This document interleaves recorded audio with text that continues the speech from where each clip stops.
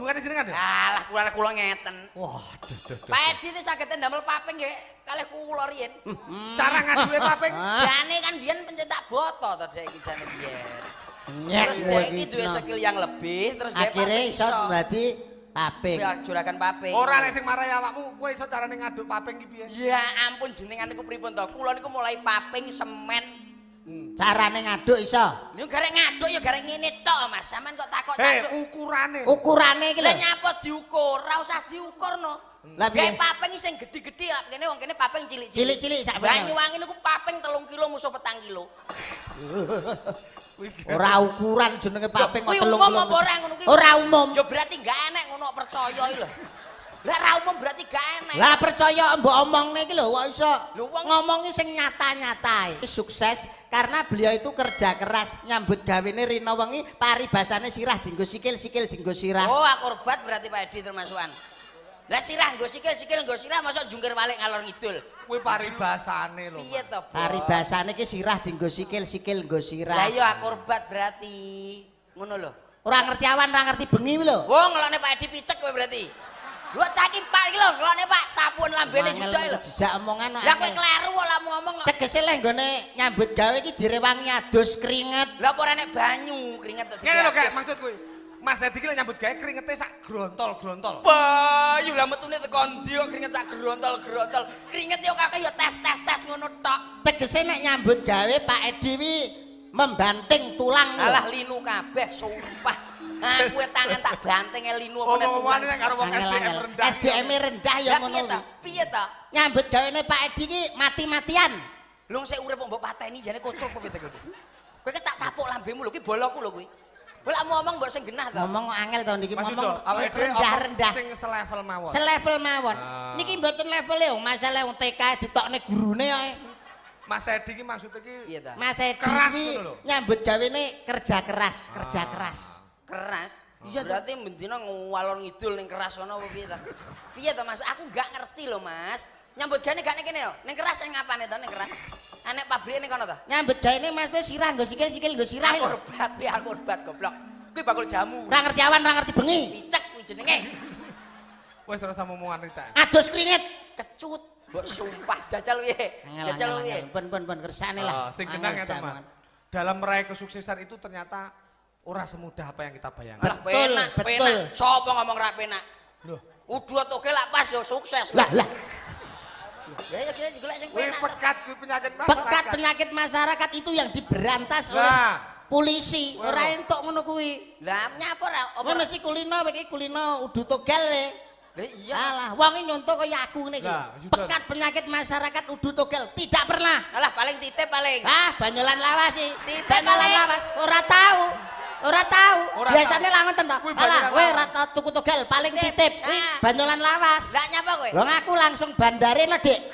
Oh alah kowe bandare to. kayaknya Pak Kapolsek dicekel pisan niku malah. Lho mboten niku etok-etoke ya etok-etoke. Niki namung contoh. Wong lek isone sukses Awak dhewe kan termasuk lir pamane. asu lilir akeh tumane. Dadi wong sing sukses ki kudune apa sing dilakoni. Tegese suruh blek itu. Asu turu dibleki watu. Jangkrik ngomong apa to bocah iki. Iki ngomong nih sukses sih lho. Sukses, dadi wong ki nek pengen sukses Nah, siji. Jumbo sing tak aturke ora semudah Kudu yang kita tekun. bayangkan. Nah. Kudu tekun. Ya nyapa. Sapa sing gelem tekun mesti bakal ketekan. Sapa sing gelem temen mesti bakal tinemu. Kuwi kuncine wong sukses. Sampean roh Mas Edi mbiyen berangkatnya dari Banyuwangi ke sini. Ya numpak harapan paling.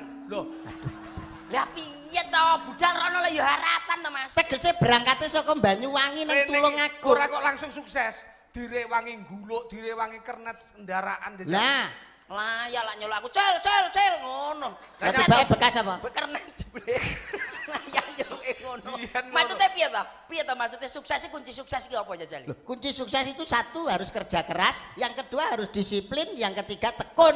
Kuwi lho kuncine sukses. Nah, alah nyapa. Orang kunci. Jawa Sukses iki. kok kono ki nyapa. Lah kuncine sukses apa? Kunci sukses pokoknya duwe bocah wedok rada ayu lek nyambut gawe tenanan aku. Ora rada mau wening bakul kopi no. Mbak Kristin iki gue lek nganti tergoda omonganmu terus cemburu karo Mas Edi kok dikira Mbak Mas Edi Kristin iki apa? wonge ayu nek Mbak Kristin iki ngantek nyeluk Pak Leke. Ini nyapa? Kris sempu gandring, iku ora. Kan sik pernah Kowe dhuwure. kok Mas Percil kok ngandakne kudu enek wong ayu. Mulai Mbak Kristin. Iya no, seorang perempuan niku hebat loh, Bos. Hebate wong wedok lho nggon dia tetep kalah hebat karo wong lanang. Seorang lelaki itu kalau sudah beristri, sudah berumah tangga, tanggung jawabnya gede, tanggung jawabnya gede. Abot dadi wong lanang iki. Angkrik wong wedok abot dia mah ngeyel lho. Abot wong lanang. Abot banget. Golek pangupa jiwa, golek dhuwit, nggo nyukupi wong lanang sing nampani dhuwit sapa wong wedok kok ngatokne kok. Loh, tapi wong wedok ki abot banget, Mas. Abot ing wong kondi. lanang isone maido tok kowe iki. Ya iya ta wong Iya no, lanang. masak akasinen dipaido. Paido. Masak umpamane kelegen dipaido. Paido, Gawe ya. kopi kepaiten dipaido. Paido. Tapi titen ana wong wedok, lah kompor gas meledos mati dhisik goblok. Wong wedok ki abot mangsamu sanggane. Tak gacok tenan kowe sisik wani karo wong wedok. Oh iya ya. Wong wedok ki abot banget Mas sanggane. Kuwi apa lak umpamane apa kiki? Oh meteng, direwangi ngantek. Perang cakil. Alah, sabil. Sabil. Anu perang sabil kuwi paribasan toh nyawa lho Mas. Alah wong meteng iki lho lorone tekan ndi iki lho. Perih. Alah perih apa tetep jek lara wong lanang to? Lah nyapa? Aku sunat pisane kapok kok. Lho kan jajal pindho. Alah wong wedok-wedok jare meteng lara babaran lara apa? Bayake lho umur 2 minggu sikil wis gantol-gantol sing lanang. Golek bojomu kowe. Nek aku kan ora. Sik to. Ngono iki jenenge awakmu nyepelekke wong wedok. Lah kok saged Pokok ngene. adat sing wis biasane nuwun sewu iki biasane lho. Nggih, nggih. Dianggep ibu-ibu kuat bertahan. Biasane sing ndak kuat ki wong lanang. Dul. Lah Kuat wong lanang, Pak. Ayo.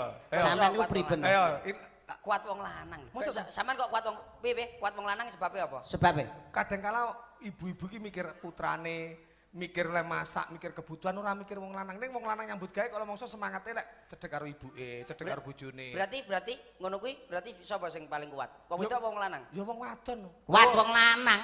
Usung-usung paping, angkati beras, Wong lanang angkati kabeh. watu. Sapa nera wong lanang? Roso wong lanang. Tak warai kowe tak. Iya toh? Kowe. Wong lanang niku kuat. Kleru iki bos iki opo? Kleru sampean. Omonganmu iki kleru ning. Nggih, ngono aja dadi lurah. Lah ya. Duh. Masyarakat iki kan ngene. Loh, aku Maksudnya anu antara wong lanang karo wong wedok. ora umpama. Wis saiki kan eneng gender kesetaraan. Lah nyapa wong wedok nggawa gender Lah barang? iya. Wong wedok apa? Wong manuk yoga kuwi gender digawa. Ya Ngomong apa diterus, sampean? aku gawong kan. Sampean mau ngomong apa kok gender iki Lah lho? rumah saku ki rumah tangga kaya Mas Edi Paping Nggih. karo Mbak Kristin. Kuwi sepinter kekuatan Mas Edi. Lek manajemen keluarga Mbak Kristin ki ndak pinter, entek ajur Mas.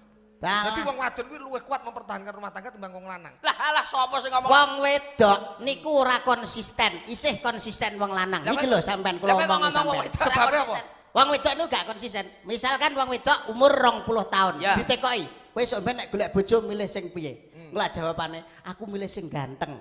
Umur 20 tahun. Umpamane 20 ditambahi umur selawe. Selawe. Kowe nek golek wong wedok iki umur selawe mangane, golek Bang. Wong lanang.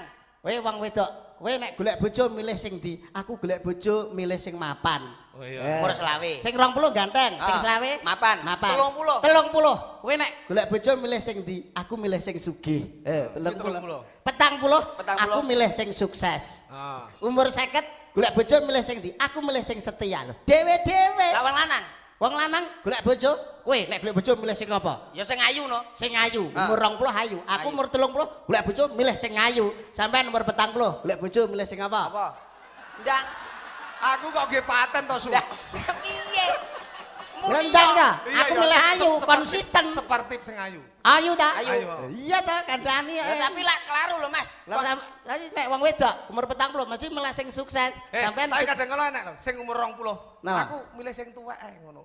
lah tuwek kan tapi sukses. Sukses, Lah yang iya. penting kan Oke. sukses, Bos. Berarti milih sing ayu. Sing ayu berarti. Pamane Mbak Elis iki kan wonge ayu. Cantik lah ndak-ndak. Cantik. Sampean Sampean pilih sukses ndi? napa mboten? Sukses napa mboten? Heh? Sukses napa mboten? Sukses. Nah, berarti sukses. Iya. Loh, piye to le maksudmu ki le? Aku takok sing paling ayu kene iki sapa? Nggih. Sing ayu kan Mbak Elis ayu napa mboten? Mbak Elis ayu ta? Berarti pilihannya sampean. Bet- Piye? Kalangan umum ki ya wis menyatakan. Menyatakan nggih. Awake dhewe milih karo seseorang Sing ora bentuk dari postur tubuh dan Tubuhnya. rupa. Ah. Loh, ngene iki aku mengatakan sindianku ora mung Mbak Elis. Iwang. Dah lah. Ayu. Ya lumayan. Ya nutup-nutupi tok ngono. Ya iki ayu, Lah iki iya. ayu. Lho aku masuk dikek iki 5, tetep pilih iki seger kok. Dhewe. Tetep aku ya cara aku ya tetep ngono. Nek saiki tak pilih Mas. Loh, Awak sik to. kowe milih Mbak Elis kena. Ning lek aku padane milih Iwang. Kowe ya aja nyalane wong aku kesenengan ki dhewe-dhewe. Lah sinten sing nyalane? Sampeyan nyalane awakmu. Wong awakmu ora bener kok. Salahne nyapa? Nyapa lo nyalane? Apa aku gurumu apa piye? Aku ora apa-apa, aku dagelan kok mangan. Lah pilihanmu Mbak Elis. Lah nek sampean milih wong wedok ayu mamane niku didelok saka napane? Apane? Sampean? Wong wedok ayu didelok saka napane? Milih saka napane? Wajahe napa napane? Wajahe sampean, napane? Ya keseluruhan. Terutama napa? Wajah. Wajah. Ah, salah. Kleru. Nah aku ndelok wong wedok niku tak delok saka bokonge.